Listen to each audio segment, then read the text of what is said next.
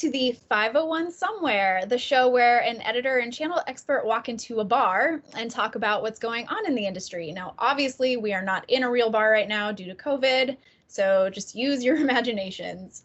I'm your host, Allison Francis, editor with Channel Futures and Channel Partners. Today, I have the pleasure of chatting with Ray Orsini, CEO at OIT, and Michelle Orsini, Chief Financial Officer at OIT. Welcome. Thanks for having us. Thank you very much. Thanks so much for being here. What are you guys drinking today? What do you got? I have Moscato. Moscato, and I'm doing Angel's Envy bourbon. Ooh. Yeah. That sounds fancy. Yeah. What I'm drinking, which is just a good old White Claw of the black cherry variety. Nice. Fancying it up a little bit. Well, cheers. Yes, cheers. Guys. Yes.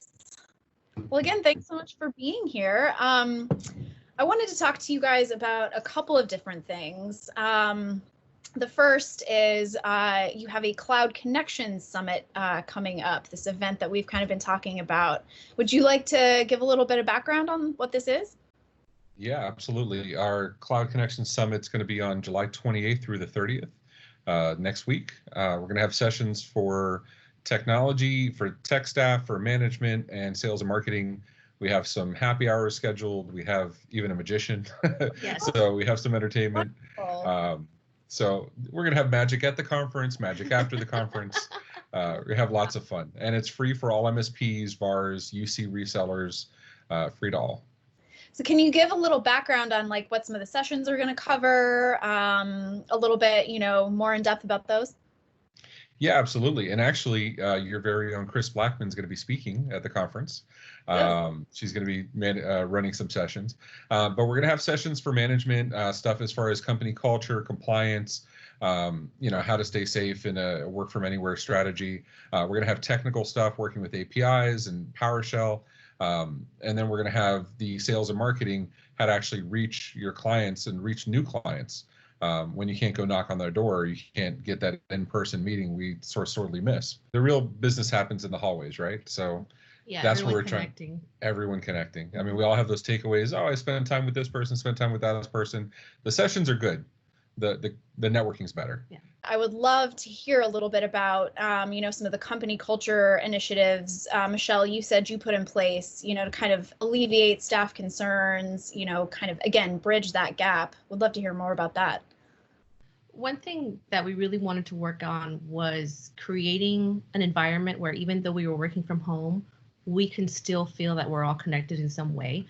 We started implementing daily stand-ups with our staff where we could all just kind of get together every morning just so we can touch base, see how everybody's doing. Another thing that I decided to do was to have one-on-one sessions with our employees so that once a week I could sit down and kind of see where everybody's at. We started to do that. We did a company survey where we anonymously got feedback from them, just trying to see where they were at emotionally, mentally, their fears.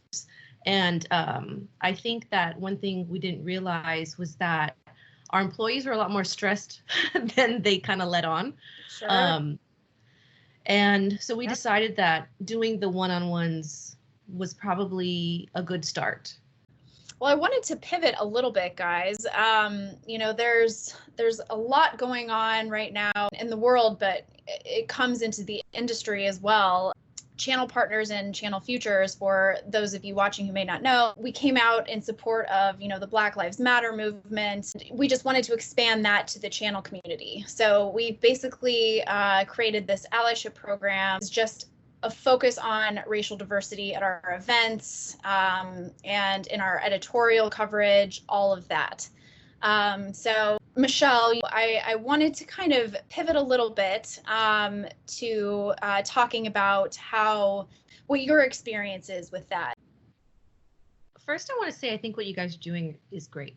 First of all, being female and then being Latin American, I think it can be extremely intimidating to kind of step into these circles and feeling that you stand out like a sore thumb. And when I first started working, in the MSP world, I did feel that there was always kind of this prejudice, one for being female, and then not really seeing other companies that had the same background as we did. So I think that you guys offering services, not services, but a program like that is really great, because it does make other companies, other startups, other MSPs feel seen. My daughter she's a project manager with us today, but she's been with us since she was 11, doing internships and growing up through the company. Sure. And it's, so having, women in coding, and, I think we're a very culturally diverse company. Yes. It's important, not just, not, believe it or not, not everything can be one-sided, right? It can't be completely altruistic. It can't be, I'm doing everything for you. Yes. Right. There needs to be support in the communities to bring them up, but there's also a tangible benefit for us, getting different points of view that we wouldn't have seen otherwise because of our varying backgrounds. Yeah. That's one of those things that we've been positively affected by, having different people. But going back to my daughter, we have 2/3 of our leadership is female. My daughter is a project manager, has been with us for nearly 10 years now.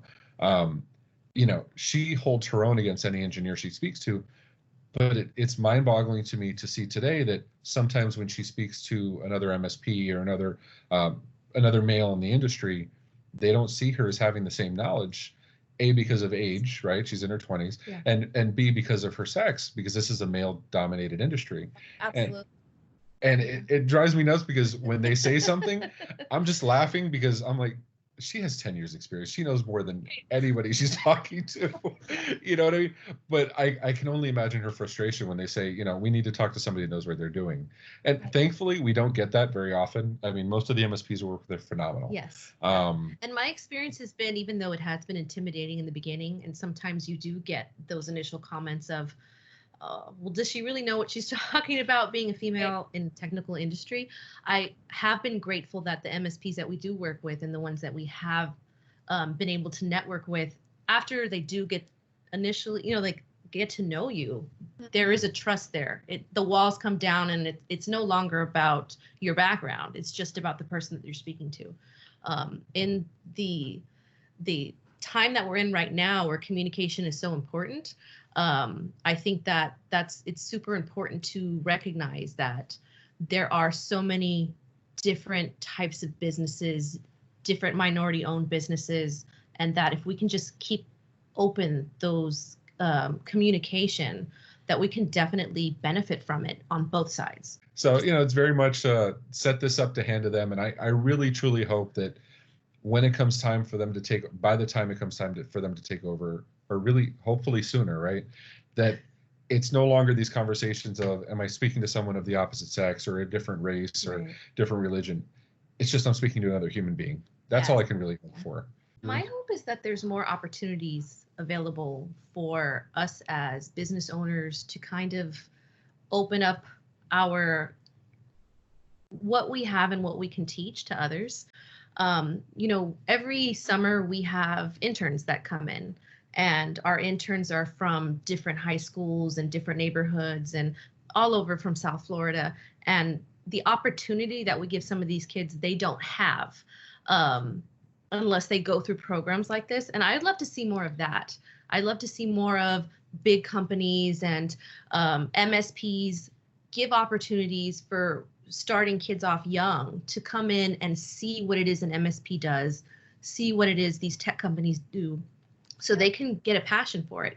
Yes. I think Marissa, our daughter, is as successful as she is because Ray never told her it wasn't possible. He never said, this is a male dominated industry. Those were never conversations we had. So she never kind of came into it with that perspective. And I kind of wish more companies did that, where it's not like, this is the type of industry where these are the main types of people who work it. It's more of, why don't you kind of see what we do and see if you like it, and let me teach you. So happy to hear that. And, Michelle, kind of going back to what you said about it not even being a conversation about, any sort of limitations, that is the hope, right? I mean, not just for, kind of these marginalized groups, or, you know, females, or whatever you want to assign to that. The goal is just, let's not have this even be a conversation. It doesn't even need to be a hurdle. Let's help each other, you know. I think that's the overarching message. Absolutely. And that's why, you know, I really love that you guys are trying to send the message that this is a community. We want everybody to be involved, because I think sometimes, you know, just going into it, you are intimidated when you do have those preconceived notions of what a certain industry is like.